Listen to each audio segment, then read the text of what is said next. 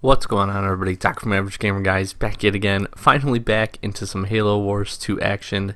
And today, one video I've been meaning to do that I want to do that we're doing right now is going to be Banished Prowess, which is an achievement for completing a campaign mission on Legendary under part-time with a scoring skull active.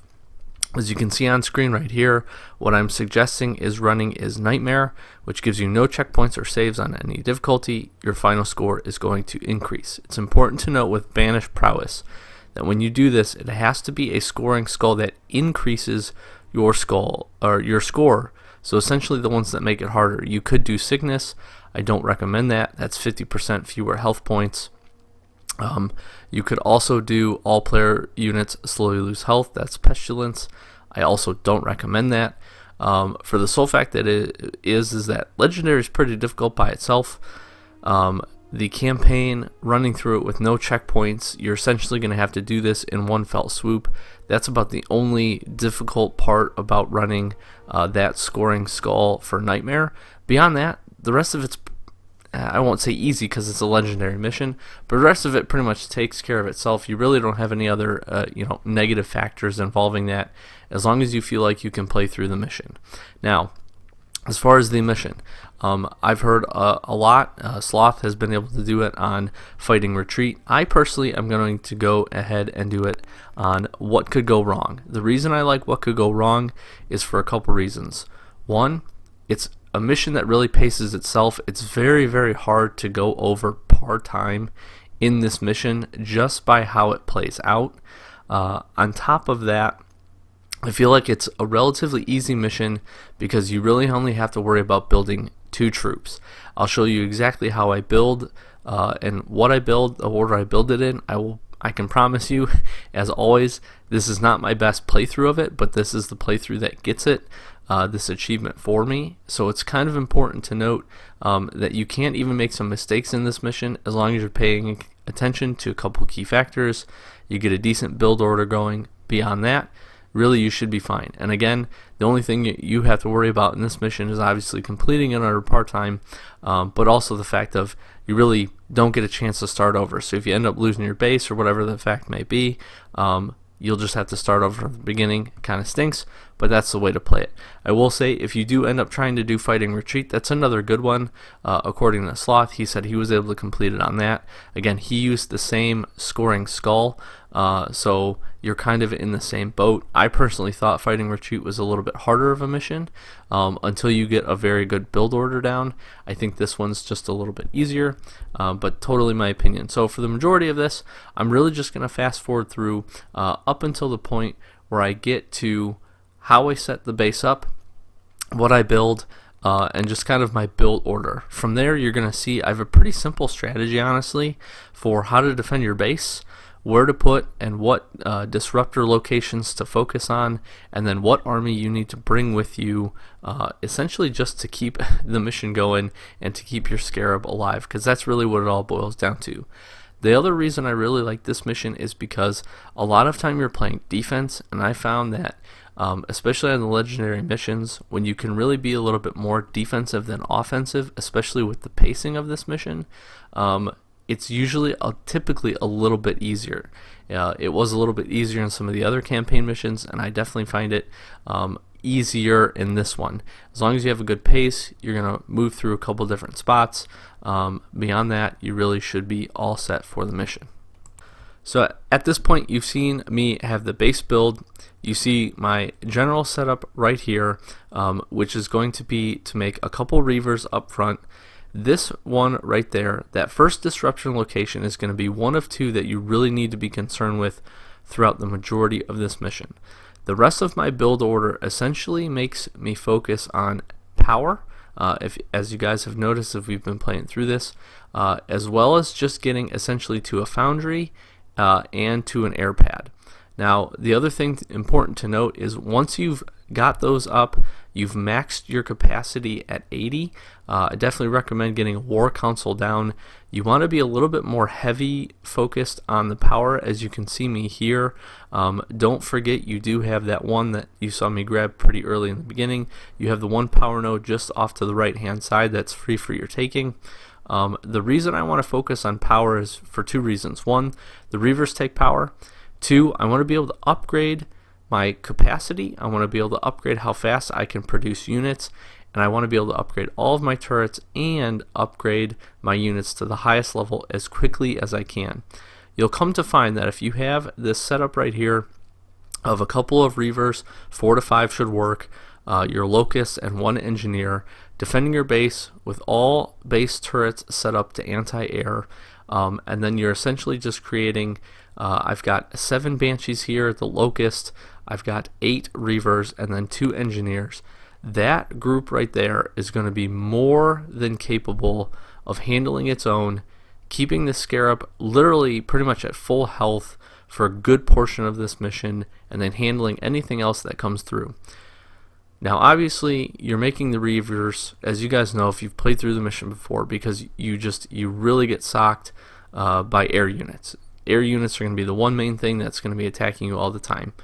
And some of you might be asking, well, why make the Banshees? I make the Banshees for two reasons. One, Reavers, I love them. They're a little bit slow sometimes, so if you need a quick unit where you end up losing something, those Banshees are going to be able to get there a ton quicker. Two, you do come to a portion, which we're about to come through as soon as we get through this next barricade, if you haven't played the mission already, where you face UNSC troops. I will say, this is probably one of the most dangerous spots for having to restart. Even on this playthrough myself, I end up actually getting the Scarab down to about 30% health because it's just a lot of units and you need some variety in order to take them down. I would almost even recommend, if you have the capability to make a few other units that are going to help you be able to take some of these down. But I definitely think you can do this with the Reaver and the Banshee setup. Like I said, you've got 8 Reavers, 7 Banshees, and then obviously the Locusts and 2 Engineers. Engineers really just there, keep everything healthy, but you shouldn't have too much of a problem keeping the Scarab healthy and keeping the rest of your units healthy, because it seems like a lot of their enemy air units will actually target your Reavers, which is nice because they have their regenerating shield. So that's just kind of important to note. As you see me moving through this, again, once you have these 2 setups, you've got those 4 Reavers sitting back, and then you've got this group. You're literally just following along. The rest of it is just going to be managing resources. Now I make a little bit of a mistake because I should have swapped off power generation a little bit sooner rather than when I did, which was a little bit too late.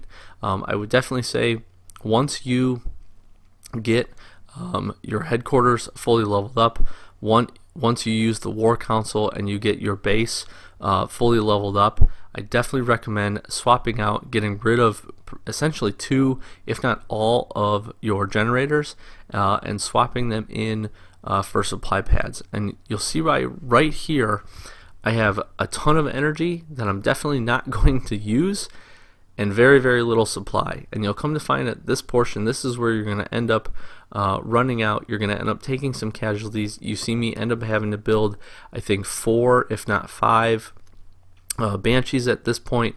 I'm quickly trying to get my supply back up because at this point I just need essentially this base to hold out, be able to build a foundry and the air pad in order to get those Banshees, and then also, as important if not more importantly, I need to make a couple of Engineers. I end up making 3 to go with this group to be able to heal the Scarab. Now again, this is where this mission really shines for completing this, because again, it's going to be paced.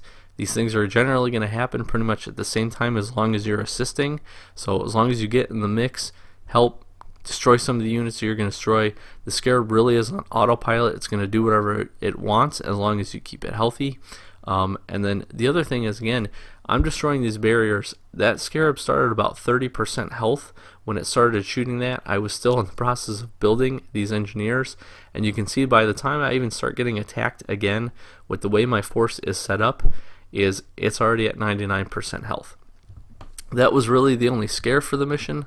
The rest of it, again, you just keep this group with it, keep moving your disruptors, This is really the primary disruptor location, but I do concern myself with this one right here. Obviously you want to use it initially so you don't get a wave, but you will get a decent amount of air units that will come from that side as well. So it's just about trying to time your disruptors as best you can. Just keep an eye on them. When it looks like they're about to go down, feel free just to pop the next one. They definitely recharge a lot faster than they run out. So it's good to just constantly be using them.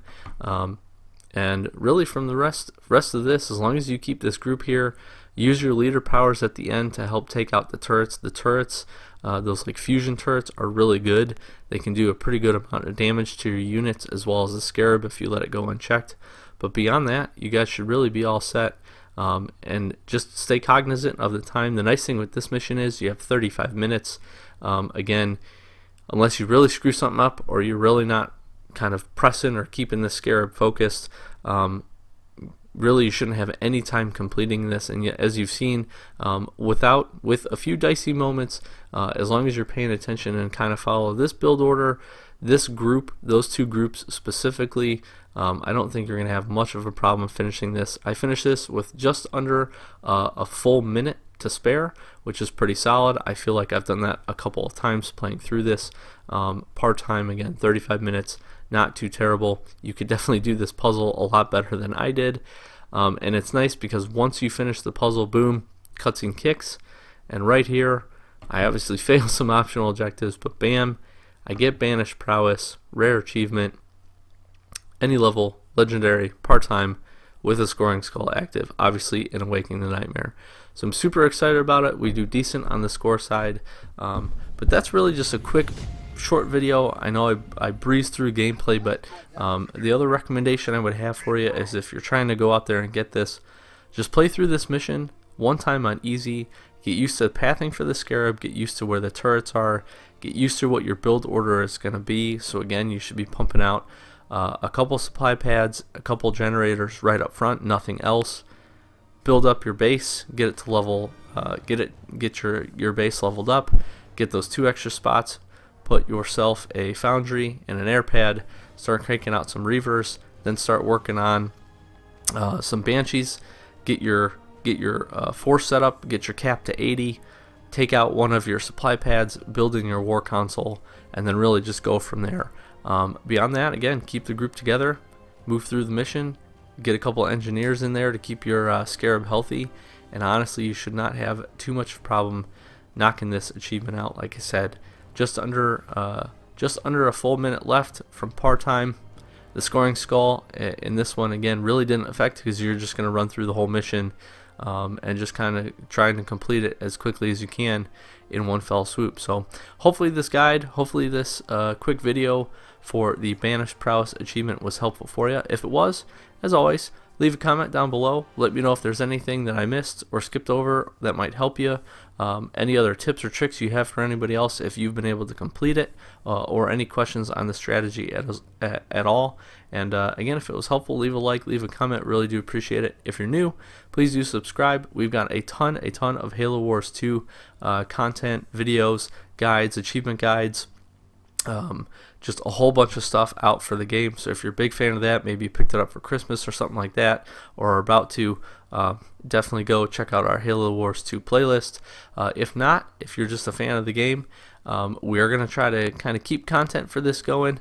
I do like and enjoy the Blitz side of things with multiplayer. Just been a lot of games and updates coming out recently, so want to try to get back into the groove with this game. We also have a few more legendary mission guides that we want to get out as well, so if you're struggling with any of those, stay tuned to the channel, and hopefully we should have them out for you real soon. So as always, Doc from Average Gamer Guys, thank you for spending a few minutes of your day with me. Hopefully it was helpful for you, this guide, and we'll check you in the next one. Thanks for watching.